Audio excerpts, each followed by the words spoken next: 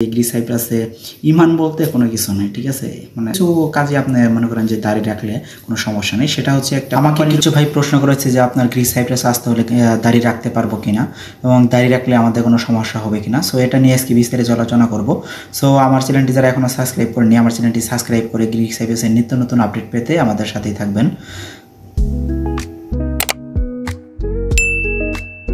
চলুন কথা না বাড়িয়ে এবার বিস্তারিত আলোচনা করা যাক।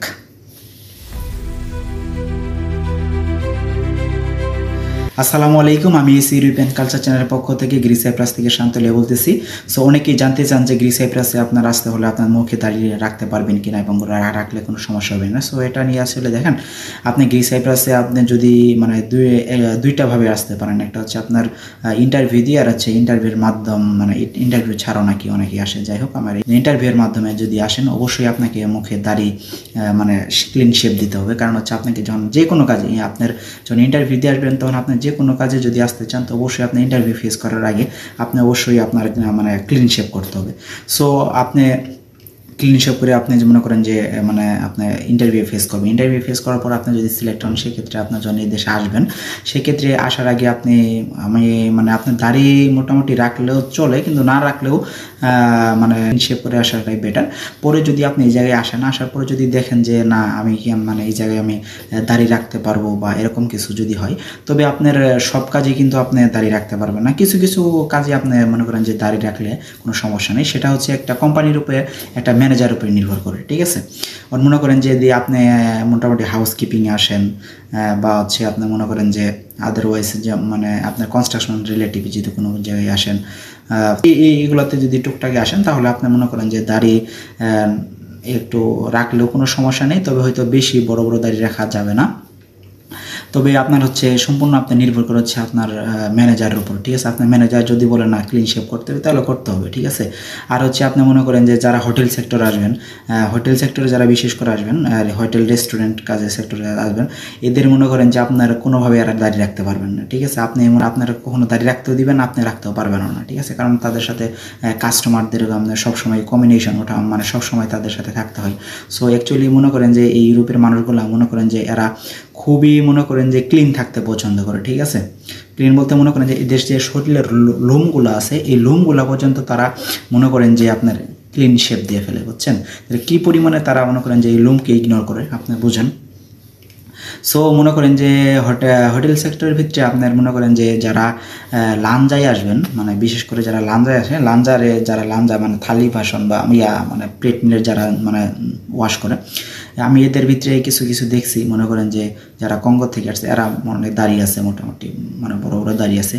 মানে এই ক্ষেত্রে মনে হয় তারা দাঁড়িয়ে রাখতে পারে। তো এটা হচ্ছে সম্পূর্ণ নির্ভর করে এটা কিচেনের যে একটা শেপ আছে, সেই শেপের উপরে নির্ভর করে। শেপ যদি বলে হেড শেপ যে আছে, সে যদি বলে না রাখতে পারবে বা তার সাথে যদি কমিউনিকেশন আপনি রাখতে পারেন, সেক্ষেত্রে আপনি রাখতে পারেন। আর যদি সে যদি না রাখতে পারে, মানে প্রত্যেকটা ডিপার্টমেন্টের একজন করে যে হেড আছে, সেই হেড যদি আপনাকে যেটা যদি বলেন না তুমি রাখো, কোনো সমস্যা নেই, তাহলে আপনি রাখতে পারবেন। আর যদি সে বলে ক্লিন শেপ করতে, তাহলে আপনার শেপ করতে হবে। সেটা হচ্ছে অ্যাকচুয়ালি আপনার মনে করেন যে একটা ম্যানেজার, আপনি যে সেক্টরে যাবেন সেই কাজের যে একটা ম্যানেজার আছে, সে তার উপরে নির্ভর করবে এবং আপনার মনে করেন যে কোন কাজে আসতেছেন এটার উপরে অনেক নির্ভরশীল করবে, ঠিক আছে। সো যেমন কনস্ট্রাকশন, আমি বললাম কনস্ট্রাকশন সাইটে আপনি যদি দাড়ি রাখেন, আমি মনে করি এটা তেমন একটা সমস্যা হবে না। কারণ আপনি সবসময় কাস্টমারের সাথে থাকবেন না। আপনি হচ্ছে একটা কনস্ট্রাকশন সাইট কাজ তো জানেন, একটা হচ্ছে নতুন বিল্ডিং এই সাইডে কাজ, এই সাইডে তো মনে করেন যে আপনারা যারা কাজ করবেন এই কয়জন ছাড়া তার কোনো লুক থাকবে না।